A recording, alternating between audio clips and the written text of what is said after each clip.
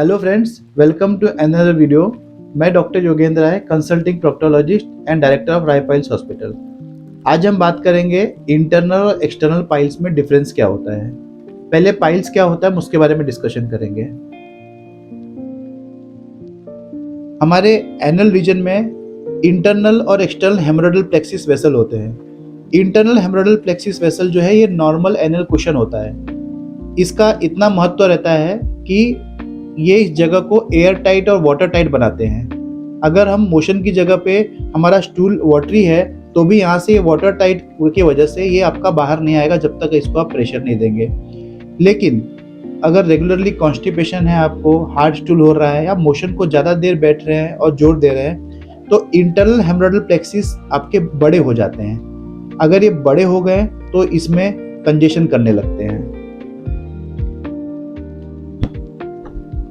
जैसे कि internal हेमोरोइडल plexus अगर बड़े हो गए तो ये ग्रेड में डिफाइन होते हैं। ग्रेड 1 में पाइल्स का पाइल का साइज थोड़ा सा बड़ा हो जाता है जिसके कारण आपको ब्लीडिंग होते रहते हैं। ओकेजनली कभी आपको एक ड्रॉप ब्लीडिंग आता है, कभी ठीक हो जाता है।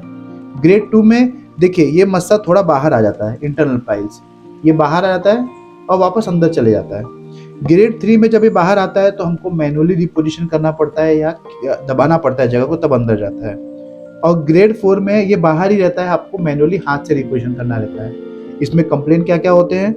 ग्रेड 1 में ओकेजनल ब्लीडिंग होगा, ग्रेड 2 में ड्रॉप ब्लीडिंग होगा, ग्रेड 3 और ग्रेड 4 में पिचकारी की जैसा या शावर वाइज ब्लीडिंग होगा।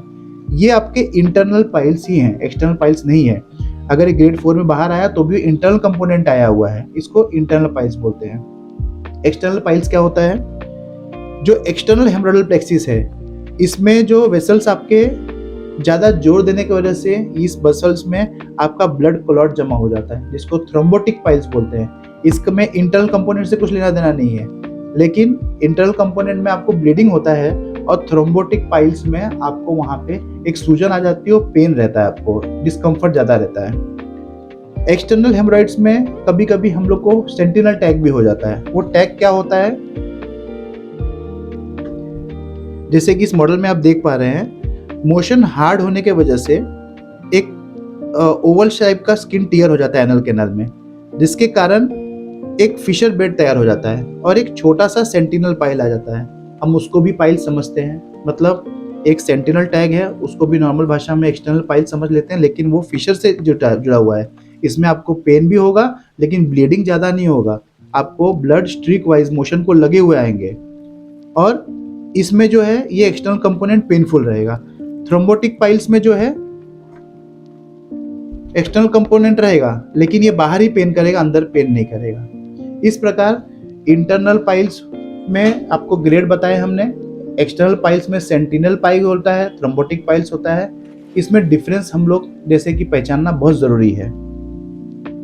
आशा करता हूं कि आपको मैं डिफरेंस अच्छे से एक्सप्लेन कर पाया हूं, चाहे इंटरनल पाइल्स हो जिसमें ग्रेड 1 से ग्रेड 4 आते हैं, चाहे एक्सटर्नल पाइल्स हो जिसमें थ्रोम्बोटिक पाइल्स आते हैं, सेंटिनल पाइल्स वगैरह आते हैं। इस सब का कारण एक ही है, कॉन्स्टिपेशन। आपको अपने डाइट को प्रॉपर रखना पड़ेगा, लाइफस्टाइल चेंजेस रखने पड़ेंगे, कॉन्स्टिपेशन नहीं होना चाहिए, वाटर इंटेक ज़्यादा रखना है। ये सब ध्यान रखने से आपको इस समस्या से बच सकते हैं। अगर आपको वीडियो अच्छा लगा हो तो आप इसे लाइक सब्सक्राइब कीजिए। Thanks for watching this video.